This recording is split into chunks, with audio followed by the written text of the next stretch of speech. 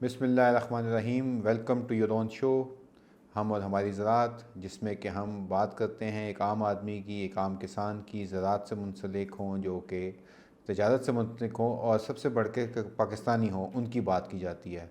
हमारी दुआ है इस नए साल में 2024 में जिसे हम दाखिल हो गए हैं कि ये साल जो है ये खुशहाली का हो, एक अमन का साल हो, एक मुल्क की तरक्की का हो, ताकि हम इस मुल्क के जो वासी हैं वो आगे चलकर एक बेहतर और एक मेरे ख़्याल से आने वाली जो नस्लों के लिए एक बेहतर पाकिस्तान को बना कर लेके चलें। और इसमें उम्मीद यही है कि ये साल एक खुशहाली का और एक तरक्की का साल हो। इसके साथ साथ सबसे इम्पॉर्टेंट चीज़ जो है जिसमें कि हम बात करना चाहेंगे वो ये है कि हमारे किसान का या ज़रात का क्या हाल होगा।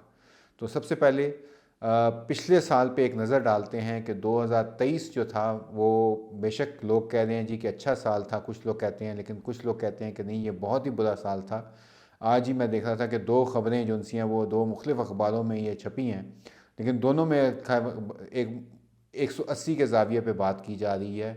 हमारा जो किसान मददगार कॉनकेव एग्री के मुताबिक ये 2023 का जो साल था वो पाकिस्तान की ज़राअत के लिए बिल्कुल भी अच्छा साल साबित नहीं हुआ।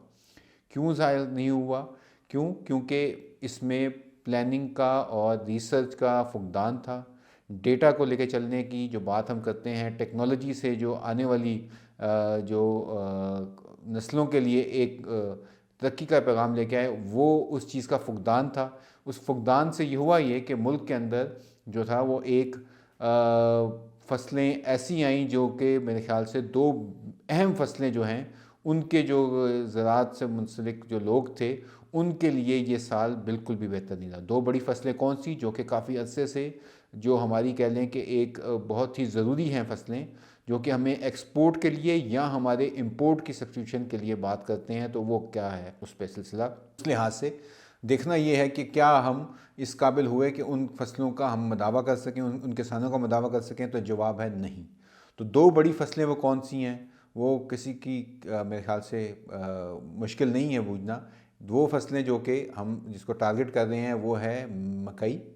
मकई का जो किसान था जो कि मेरे ख्याल से जो जब उसने बीज लगाया उस टाइम जो कीमत थी, वो कीमत जो है उससे आधी कीमत रह गई जब वो बेचने गिरा रहे थे।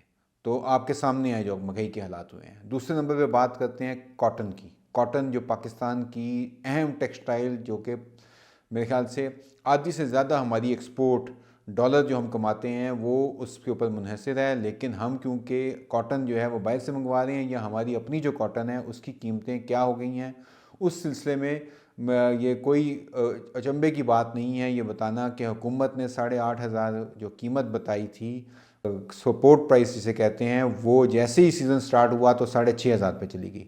किसी ने उसको नहीं माना, किसी ने उसको नहीं जाना। हम वैसे तो कहते हैं कि कॉटन की हमने इस दफ़ा रिकॉर्ड पैदावार हासिल की और सिंध में बहुत अच्छी पैदावार हुई, लेकिन क्या हमने किसान को उसकी जो चीज़ें हैं, जिसका जो ख़र्चा है, जो उसकी आमदनी है, क्या उसमें इजाफ़ा हुआ? जवाब है नहीं। तो ये दो फसलें मेजॉरिटी की ये बात कर रहा हूँ कि किसी को भी ये फ़ायदेमंद नहीं हुई। इस लिहाज से ये साल जो था, ठीक है गंदम की पैदावार ज़्यादा हुई, लेकिन गंदम स्टिल हमने क्या किया है कि हमने इंपोर्ट की है। इसी के साथ साथ हम बात करें अगर गन्ने की, तो गन्ने की भी अभी भी जो सिलसिला चल रहा है वो 500, चीनी महंगी है, गन्ना सस्ता है। ठीक है, आप ख़ुद देख लें, घी या ऑयल महंगा है, उसकी जो अजनास पैदा की जाती हैं सूरजमुखी और बाकी जो हैं फसलें, वो उनकी कीमत जो सी है वो कम है।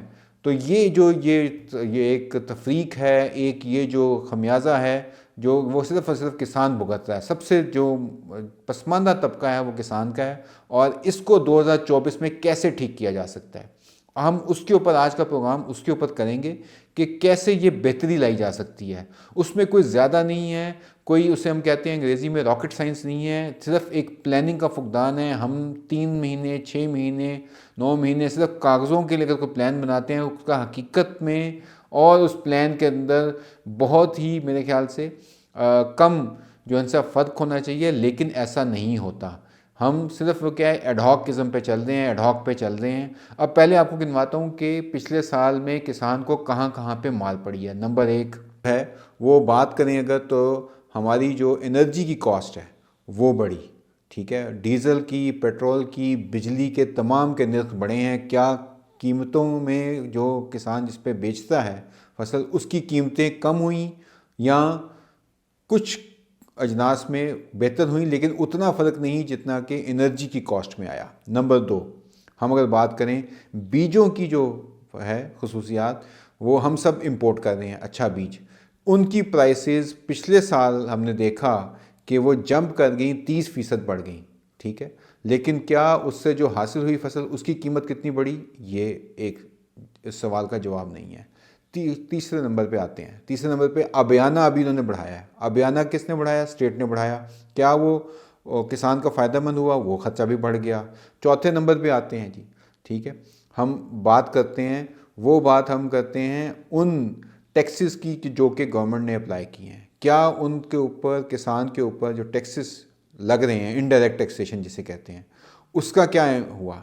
फिर आगे बात करते हैं कि पिछले 2022 के मुकाबले में 2023 में जो हमारी सूद की शरह थी, उसमें जो किसानों को कर्ज़े मिल रहे थे, वो कर्ज़े की शरह क्या बढ़ गई? नहीं, वो शरह बिल्कुल बढ़ी है। उससे किसान क्या मज़ीद पसमानदा हुआ। तो ये 4-5 मोटे मैं आपके सामने वजूहात रख रहा हूँ कि 2023 किस तरह से मुश्किल तरीन सालों में था हमारी ज़राअत के लिए। अब हम उसे बेहतर कैसे कर सकते हैं, इसका हल क्या होगा? इसका हल बड़ा ठीक है जी, आप किसानों के ऊपर काम करें। अगर कॉटन की बात करें या कॉर्न की बात करें, मेज़ की बात करें, तो उसके साथ हम बात करते हैं कि जी मशीनरी जो हुकूमत की सब्सिडी की स्कीम्स भी आती हैं, वो भी कुछ ख़ास लोगों के लिए आ रही हैं। उसमें तमाम निचले तबके के लिए अगर आप किसी को देते हैं तो उसके लिए कोई ना कोई पैरामीटर सेट करें, कोई तरीका हो कि उससे फ़ायदा जो है वो छोटे किसान भी लें, उनकी भी बचत हो। खाली सब्सिडी देने से काम नहीं चलेगा, हुकूमत के अखराजात भी बढ़ेंगे, प्लस फ़ायदा नहीं होगा। दूसरे नंबर पे आते हैं जी यूरिया खादों के ऊपर बात करते हैं। खादें किस तरह से हो सकती हैं? अगर किसान ने महंगी खाद ही लेनी है और वो भी उसको धक्के खा के मिलनी है और टाइम पे नहीं मिलती, तो मेरे ख्याल से इसको ओपन कर देना चाहिए। हुकूमत को ये सोचना चाहिए कि वो किसान जो छोटे किसान हैं उन तक ये कैसे इसकी रसाई हो। क्यों? क्योंकि बस सब्सिडी जो उनसी है वो गैस की कंपनियाँ ले रही हैं, जो फर्टिलाइज़र कंपनीज हैं वो गैस के ऊपर ले रही हैं, और लेकिन किसानों को खाद मिलती है, वह सब्सिडी आगे पास ऑन नहीं हो रही। तो इसका कोई मजबूत लाएअमल होना चाहिए, हल निकलना चाहिए। हल है इसका, अगर आपने ब्लैक में ही 5,000 5,500, क्योंकि 1,200 रुपये का तकरीबन मिनिमम फ़र्क है जो हुकूमत की सब्सिडी में जा रहा है, तो वो सब्सिडी जो है वो किसी और तरीके से दी जा सकती है किसानों को, बजाय इसके कि आप उसको जलील भी करें, उसको मिले भी नहीं और उससे पैदावार भी के ऊपर नुकसान हो। तीसरे नंबर पे जो बात की जाए वो की जाए कि आपकी बीजों की अपनी फैसिलिटीज़ होनी चाहिए। अभी हम देख रहे हैं, अभी मैं बात करता हूँ उसके ऊपर आता हूँ, अभी हम देख रहे हैं कि हमारा जितना भी कॉर्न का बीज था, मेज़ का बीज था, ज़्यादातर जो खसूसन बहारिया जो मकई होती है उसमें 90% से ज़्यादा जो उनसा है वो इम्पोर्टेड सीड आ रहा है। तो क्या हमारे अपने वसाइल नहीं हैं? क्या हम अपना बीज खुद पैदा नहीं कर सकते? क्यों? क्योंकि वो बीज सस्ता भी होगा। सही है, आप किसी से बात करें तो वो कहते हैं जी कि ये डॉलर की वजह से महंगा हुआ है। ठीक है, पिछले साल मैं अभी मुआवजा करूं, पिछले साल जो बीज 14,000 रुपये का था वो इस टाइम 19,000 रुपये पे रेट चला गया। एक साल में ये 5,000 रुपये का फ़र्क, बल्कि इससे ज़्यादा का फ़र्क आ गया है बहारिया मकई के सीड में। वजह क्या है जी? डॉलर, इंपोर्ट, ये बाकी चीज़ें, मुल्क का ज़्यादा मुबादला भी खर्च होता है। क्या ये दो तरीके जो हमने इंस्टीट्यूट्स बनाए हैं उनके थ्रू यहाँ पे नहीं हो सकता? हो सकता है, बिल्कुल हो सकता है, लेकिन सिर्फ ये है कि विल चाहिए। रिसर्च इदारे काम करते हैं, कमर्शलाइज करने में उनको चैलेंजेस हैं, उसके ऊपर मेरे ख्याल से कोई इंसेंटिव होना चाहिए, कुछ चीज़ें होनी चाहिए। हमने किया है, देखा है, ये मिसालें हैं। ठीक है, चावल की मिसाल है, चावल के ऊपर ठीक है वो कहीं से आता है बीज, मैं उसका नाम नहीं लेता, लेकिन वो बीज जो है किसानों तक पहुंच रहा है और उसके ऊपर इस दफ़ा हमने ठीक ठाक पैदावार की है। तो इस 2024 के अंदर हम मसाइल की तो बात कर रहे हैं लेकिन साथ हल भी दे रहे हैं। हल क्या है? हल है जी data driven agriculture, formalised agriculture. Agriculture को एज अ सेक्टर हमें फॉर्मल स्ट्रक्चर्ड सेक्टर लेके आना चाहिए। ये तरीके जो उनसे हैं ये आप 70 साल से देख रहे हैं, इसमें ज़्यादा हमें ठीक है ग्रोथ आई है, लेकिन ग्रोथ जो आई है वो इस वजह से नहीं आई कि आपने कुछ किया है, वो प्राइवेट सेक्टर या किसानों ने खुद किया है। लेकिन हमें ये जो है स्टेट के लेवल के ऊपर, जैसे अब SAFC जैसे इदारे आ गए हैं, इनके ऊपर मजबूत जो स्कीमें हैं इनको आगे लेके चलना, काबिले काश रकबे को बढ़ाना, अपनी फूड सिक्योरिटी के चैलेंज को एड्रेस करना, इसमें तमाम में टेक्नोलॉजी और डेटा का बहुत बड़ा हाल है। डेटा जो है वो आपका हाल का डेटा, माजी का डेटा और मुस्तकबिल उसके मुताबिक अपना इस्तेमाल करने का। तो ये मेरे ख्याल से 2024 जो है वो किसान का साल होना चाहिए। इमरजेंसी लगानी चाहिए गवर्नमेंट को। क्यों? क्योंकि अगले 3 सालों में हमने $70 अरब कर्जा वापस करना है।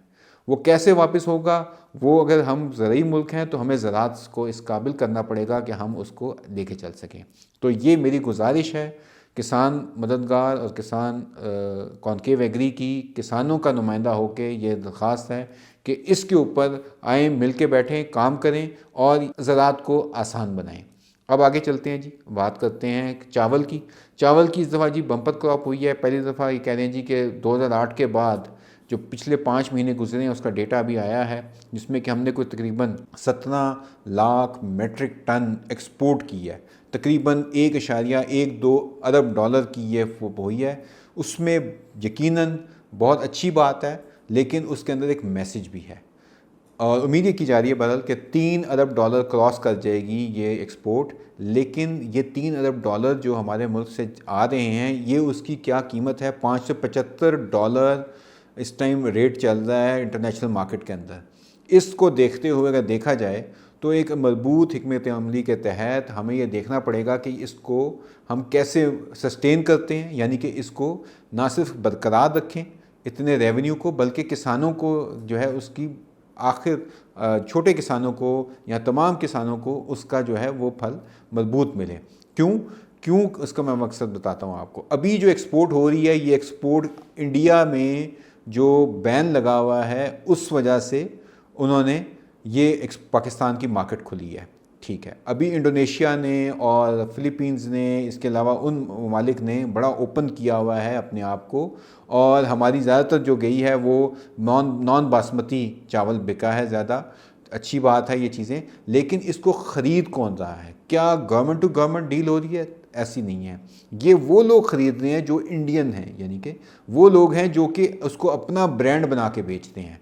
उनको इंडिया से नहीं मिल रहा, उन्होंने पाकिस्तान से ले लिया, लेकिन ये पाकिस्तान की पहचान है। हम इसके ऊपर, यानी कि हमें वो वैल्यू नहीं मिल रही जो कंज्यूमर देता है। ये वो लोग हैं जिन्होंने पाकिस्तान से चावल वाइट लेबल जिसे कहते हैं वो उस तरह से लिया है, उसको वो अपने नाम से बेच रहे हैं। अब यहाँ पे बड़ा ज़बरदस्त किरदार आता है उन ट्रेड डेवलपमेंट अथॉरिटी पाकिस्तान का, यानी कि वो इदारे जो कि ट्रेड एक्सपोर्ट के ऊपर काम कर रहे हैं। हमारे जो सफारत खाने हैं उनके अंदर जो हमारे ट्रेड काउंसलर्स हैं उनका, कि वो ऐसे लोगों से बात करें कि भाई ये पाकिस्तानी ही ब्रांड है, पाकिस्तान से ही आ रहा है, पाकिस्तान को ही इसके पैसे मिलने चाहिए। मेरे ख़्याल में यहाँ पे एक मैसेज है जो हम अगर लेना चाहें तो ले सकते हैं कि इसकी मार्केट इससे भी ज़्यादा है, यानी कि 3 अरब डॉलर नहीं बल्कि ये 4 अरब डॉलर का हमें कमाना चाहिए। क्यों? क्योंकि हमें इसकी एक्चुअल जो कीमत है वो हमारे तक पास ऑन हो। इससे मुल्क का ज़्यादा मुबादला के ज़खायर भी बढ़ेंगे और प्लस किसान को भी उसकी जो है सही कीमत और मज़ीद मिलेगी। इसके साथ साथ जो इम्पॉर्टेंट चीज़ें हैं जिस तरह से देखी जा रही हैं, किन्नू की फसल की बात करते हैं। किन्नू के ऊपर अभी काफ़ी सरगोदा, ये लैया, भक्कर, इससे लेकर बहावलपुर तक ये किन्नू सिट्रस है। लेकिन पाकिस्तान में अभी एक्सपोर्ट की वजह से, क्योंकि अफ़गानिस्तान में कुछ चैलेंजेस आ गए हैं, उन्होंने कुछ ड्यूटीज़ लगा दी हैं जिससे कि हमारी एक्सपोर्ट कम हो गई है। तकरीबन 22 करोड़ डॉलर की ये थी, अब ये सिर्फ 10 करोड़ डॉलर की साल है। तो हमें जो चावल से थोड़ा फ़ायदा हुआ था वो मार हमें सिट्रस पे पड़ रही है। तो ये अगेन मैं कहूँगा कि ये मजबूत इसकी हिकमत अमली की ज़रूरत है। हमें नई वैराइटीज़ लेके आनी चाहिए। अभी हम किसान मददगार और किसान दुकान और किसान कारोबार से एक सीडलेस जो ऑरेंज है वो इंट्रोड्यूस करवाया है। वो अगर आप लोगों के साथ मिलके हम उस पर मज़ीद काम भी कर सकते हैं। तो ये इस किस्म की नई जहतें, नई जिद्दत जो है वो ज़राअत में बहुत ज़रूरी है, उसको लेके चलना है। और अगर आपको किसी भी किस्म की कोई मशवरा दरकार है, कोई मसला है, आप हमारे प्रोग्राम में शामिल हो सकते हैं। 2024 हमारे लिए भी किसान का साल है और इस साल इंशाअल्लाह हमें बड़ी उम्मीद है कि हम आपके साथ मिलकर आपकी भरपूर आवाज़ जो है वो मुतल्लिका हलकों में पहुंचाएंगे भी, और इसके साथ साथ हम आपको आपकी जो मेहनत है उसकी सही तौर पे उसका जो आप लोग हमारे लिए, और मेरे ख्याल से ना सिर्फ बनीन इंसान के अलावा चिरंजीवी प्रिंस सब जो है वो किसान से मुंसलिक हैं। उनकी तरफ से आपका शुक्रिया भी अदा करते हैं किसानों का। और आने वाले इस साल में इंशाअल्लाह हम उम्मीद है कि साथ मिलकर आपके रोशन मुस्तकबिल और पाकिस्तान के रोशन मुस्तकबिल के लिए मिलकर बहुत ज़्यादा काम करेंगे, बढ़ चढ़ के काम करेंगे। और आप हमारे प्लेटफॉर्म के साथ मुंसलिक रहें। और आपका अब दोबारा शुक्रिया अदा करते हैं। इंशाअल्लाह इस साल को ये कामयाबी का साल बनाते हैं। इंशाअल्लाह अब दोबारा अगले प्रोग्राम में आपसे मुलाकात होगी। बहुत शुक्रिया। अस्सलाम वालेकुम।